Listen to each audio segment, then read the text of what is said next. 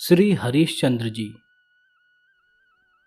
सूर्य वंश में त्रिशंकु नाम के एक प्रसिद्ध चक्रवर्ती सम्राट हो गए हैं, जिन्हें मुनि विश्वामित्र ने अपने योग बल से सशरीर स्वर्ग भेजने का प्रयत्न किया था।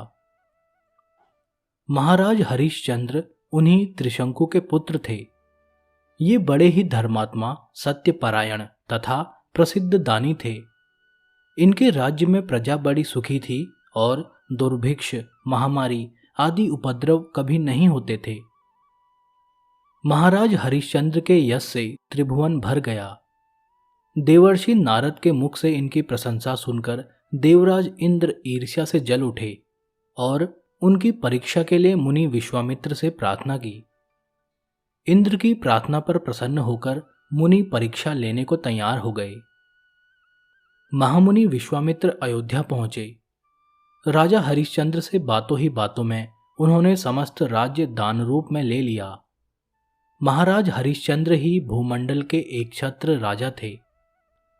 वह सारा राज्य तो मुनि की भेंट हो चुका, अब वे रहें तो रहें कहां।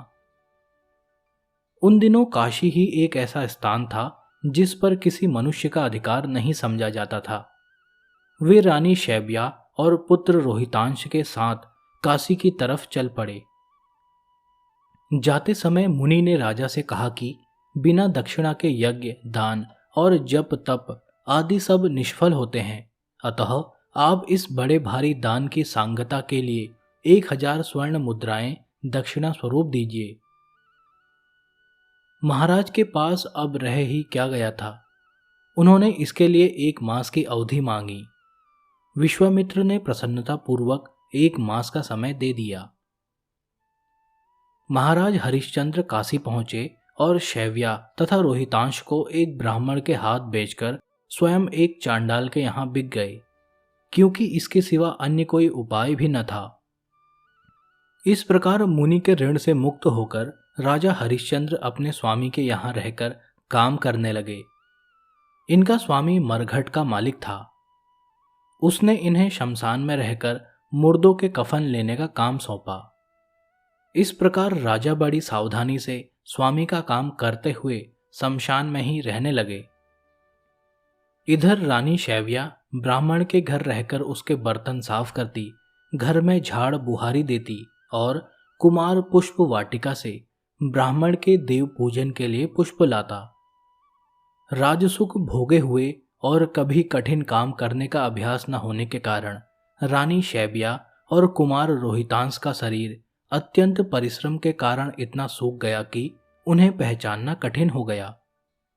इसी बीच में एक दिन जबकि कुमार पुष्प चयन कर रहा था, एक पुष्पलता के भीतर से एक काले विषधर सर्प ने उसे डस लिया।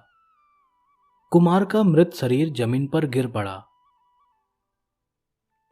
जब शैव्या को यह खबर मिली तो वह स्वामी के कार्य से निपटकर विलाप करती हुई पुत्र के शव के पास गई और उसे लेकर दाह के लिए शमशान पहुंची।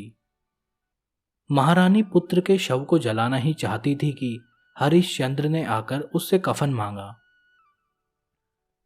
पहले तो दंपति ने एक दूसरे को पहचाना ही नहीं, परंतु दुख के कारण शैव्या के रोने चीखने से राजा ने रानी को और पुत्र को पहचान लिया।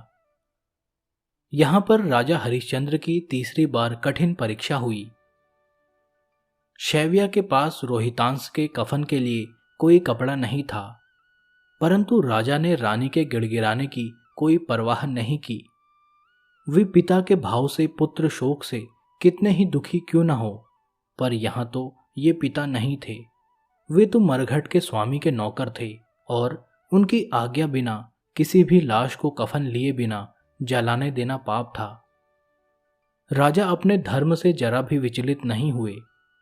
जब रानी ने स्वामी को किसी तरह मानते नहीं देखा तो वह अपने साड़ी के 2 टुकड़े करके उसे कफन के रूप में देने को तैयार हो गई। रानी ज्यों ही साड़ी के 2 टुकड़े करने को तैयार हुई कि वहां भगवान नारायण एवं मुनि विश्वामित्र सहित ब्रह्म आदि देवगण आ उपस्थित हुए और कहने लगे कि हम तुम्हारी धर्म पालन की दृढ़ता से अत्यंत प्रसन्न हैं।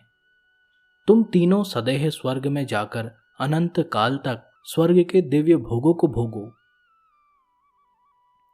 इधर इंद्र ने रोहितांश के मृत शरीर पर अमृत की वर्षा करके उसे जीवित कर दिया। कुमार सोकर उठे हुए की भांति उठ खड़े हुए। हरिश्चंद्र ने समस्त देवगण से कहा कि जब तक मैं अपने स्वामी से आज्ञा न ले लूं तब तक यहां से कैसे हट सकता हूं।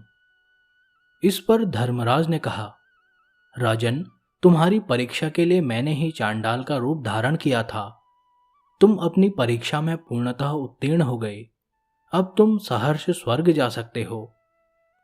इस पर महाराज हरिश्चंद्र ने कहा, महाराज, मेरी विरह में मेरी प्रजा अयोध्या में व्याकुल हो रही होगी। उनको छोड़कर मैं अकेले कैसे स्वर्ग जा सकता हूं? यदि आप मेरी प्रजा को भी मेरे साथ स्वर्ग भेजने को तैयार हो तो मुझे कोई आपत्ति नहीं, अन्यथा उनके बिना मैं स्वर्ग में रहने की अपेक्षा उनके साथ नरक में रहना भी अधिक पसंद करूंगा। इस पर इंद्र ने कहा, महाराज, उन सब के कर्म तो अलग अलग हैं, वे सब एक साथ कैसे स्वर्ग जा सकते हैं? यह सुनकर हरिश्चंद्र ने कहा, मुझे आप मेरे जिन कर्मों के कारण अनंत काल के लिए स्वर्ग भेजना चाहते हैं, उन कर्मों का फल आप सबको समान रूप से बांट दें, फिर उनके साथ स्वर्ग का क्षणिक सुख भी मेरे लिए सुखकर होगा। किंतु उनके बिना मैं अनंत काल के लिए भी स्वर्ग में रहना नहीं चाहता। इस पर देवराज प्रसन्न हो गए और उन्होंने तथास्तु कह दिया। सब देवगण महाराज हरिश्चंद्र एवं शैव्या तथा रोहितांश को आशीर्वाद एवं नाना प्रकार के वरदान देकर अंतर्ध्यान हो गए। भगवान नारायण देव ने भी उन्हें अपनी अचल भक्ति देकर कृतार्थ कर दिया। इधर सबके सब अयोध्यावासी अपने पुत्र, स्त्री एवं भृत्यों सहित सदेह स्वर्ग चले गए। बाद में मुनि विश्वामित्र ने अयोध्या नगरी को फिर से बसाया और कुमार रोहित को अयोध्या के राज सिंहासन पर बिठाकर उसे समस्त भूमंडल का एक छत्र अधिपति बना दिया।